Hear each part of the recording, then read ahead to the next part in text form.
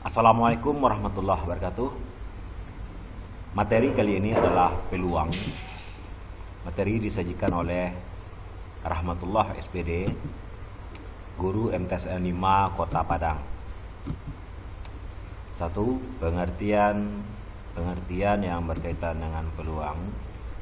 Yang pertama ada disebut dengan ruang sampel, yaitu himpunan semua kejadian yang mungkin diperoleh dari suatu percobaan, atau himpunan semua hasil percobaan yang mungkin terjadi. Kemudian kita mengenal namanya titik sampel, adalah setiap anggota ruang sampel, atau disebut juga kejadian yang mungkin terjadi, atau anggota ruang sampel.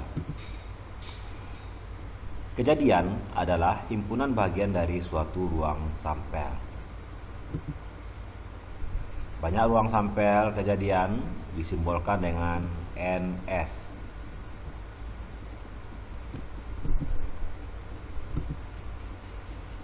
Apa saja alat-alat yang kita gunakan dalam ilmu peluang? Alat-alat dalam ilmu peluang sangat erat kaitannya dengan perjudian. Yang pertama adalah dadu. Yang kedua adalah kelereng, ada koin, ada gasing, ada kartu bridge. Kartu bridge ini nantinya akan ada berwarna merah dan ada yang berwarna hitam. Satu setnya sebanyak 52 buah.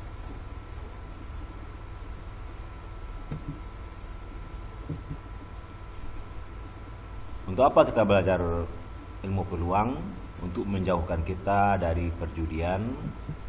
Karena dengan kita berjudi, kita akan mendapatkan dosa. Kemudian kemungkinan kita untuk menang hanya sangat kecil sekali. Maka diharapkan dengan belajar ini nantinya kita akan jauh dari perjudian. Amin amin ya rabbal alamin. Bagaimana cara menyusun ruang sampel? Yang pertama, kita coba mempelajari dulu tentang dadu. Cara pertama untuk membuat ruang sampel adalah dengan cara mendaftarkannya. Sebagai contoh, misalkan ada satu buah dadu, maka ruang sampelnya adalah 1, 2, 3 di bagian bawahnya, kemudian 4 bagian atas, kemudian 5 dan 6. Jadi ruang sampel dadu adalah 1, 2, 3, 4, 5 dan 6.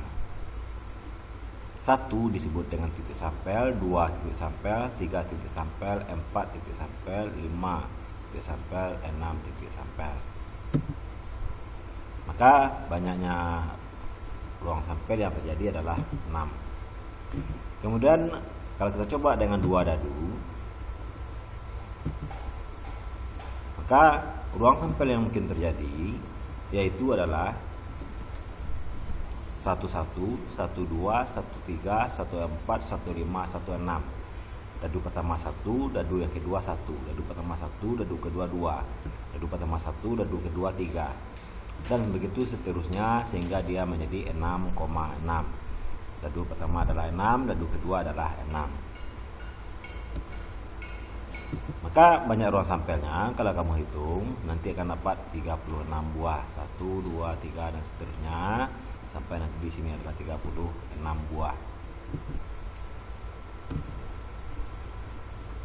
Kemudian cara kedua untuk mengetahui banyaknya ruang sampel dengan menggunakan tabel.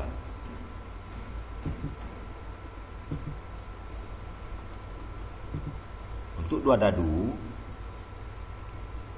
kita dapat membuat ini dadu pertama 1, 2, 3, 4, 5, 6. Kemudian ini adalah dadu kedua 1, 2, 3, 4, 5, 6. Maka pada tabel yang di sini, sel yang di sini 1, di sini 1, di sini 1, di sini 2 dan seterusnya sampai 6,6.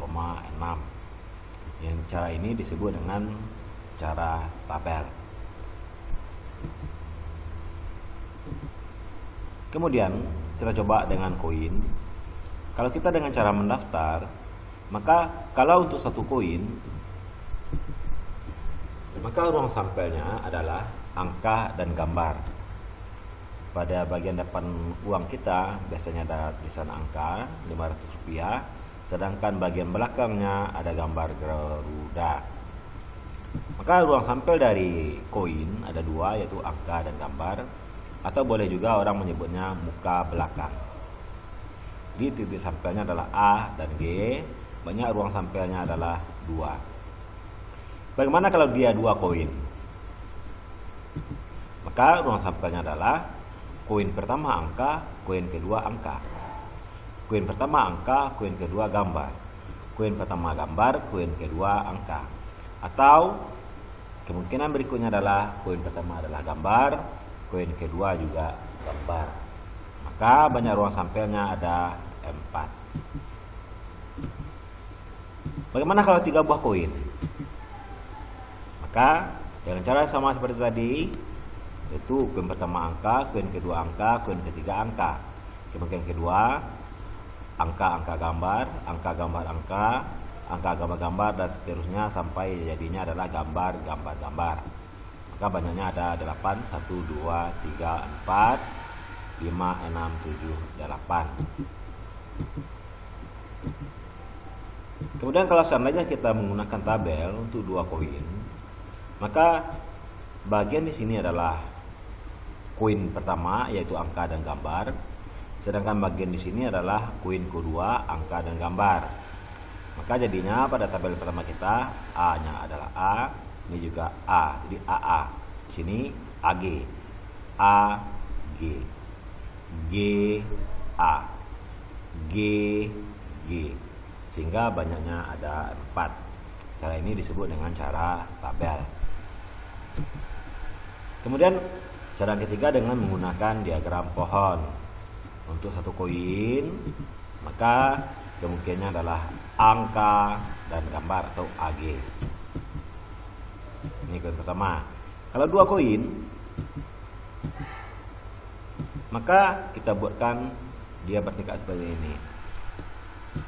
Ini koin pertama, angka gambar. Yang ini adalah koin kedua, kemungkinannya adalah angka dan gambar. Sehingga ruang sampel kita menjadi hasilnya angka-angka, ini dia, angka gambar, ini dia, gambar angka, kemudian gambar-gambar. Oke. Yang ini disebut dengan diagram pohon. Bagaimana kalau dia 3 koin? Maka caranya sama. Ini uang yang pertama, kemungkinan adalah angka dan gambar. Kemudian uang logam yang kedua, angka dan gambar. Ini juga angka dan gambar. Koin ketiga, kemungkinannya ada juga angka dan gambar. Maka hasilnya adalah angka-angka-angka, angka-angka-angka, angka-angka gambar, angka gambar angka, angka gambar gambar, gambar angka angka, gambar angka gambar, sampai seterusnya gambar gambar gambar. Jadi inilah hasilnya, banyaknya sebanyak 1, 2, 3, 4, 5, 6, 7, 8. Jadi ini adalah ruang sampel untuk 3 koin. Bagaimana kalau dengan kartu bridge? Pada kartu bridge terdapat 4 jenis kartu. Yang pertama adalah kartu as wajib. Ini as diamond, maaf. Ini as kop, as hati, dan as karit tiang, karit.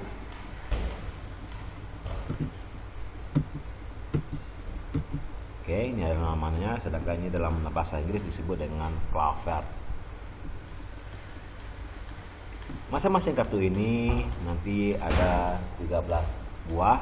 Ini ada 13, ini ada 13, ini ada 13. Seperti ini kira-kira bentuknya nanti.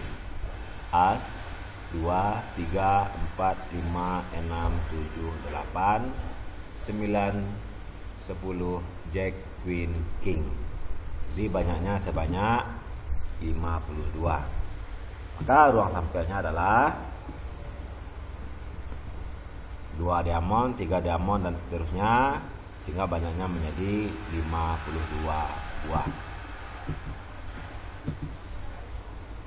Bagaimana seandainya mata uang dan dadu ditos secara bersamaan?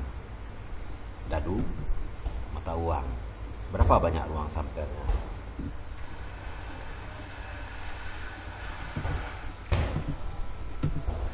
Maka langkahnya caranya sama. Yang pertama ini ada dadu, ada koin. Maka dadu kemungkinannya adalah 1, 2, 3, 4, 5, 6. Sedang koin-koin kemungkinannya adalah angka dan gambar. Maka kita tinggal memperpadukannya. A1, A2, A3, A4, A5, A6, G1, G2, G3, G4, G5, G6. Maka jika satu dadu satu koin diperoleh, titik sampel adalah NS 2 kali 6 sebanyak 12. Maka ini disebut dengan aturan perkalian. Koin ada 2, dadu ada 6, maka 2 kali 6 hasilnya adalah 12. Bagaimana jika 2 dadu 3 koin? Berapa banyak ruang sampelnya? Apakah mungkin kita akan mengalihkan semuanya atau membuat tabelnya? Maka cara yang paling tepat adalah dengan cara sistem perkalian.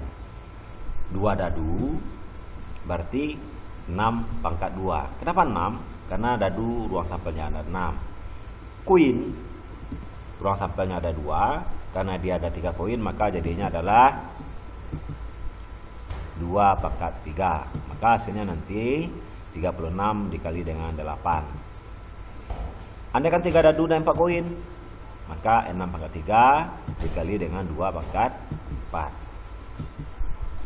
Jadi jika dadu sebanyak M buah ditos secara bersama dengan koin sebanyak N buah, maka jadinya adalah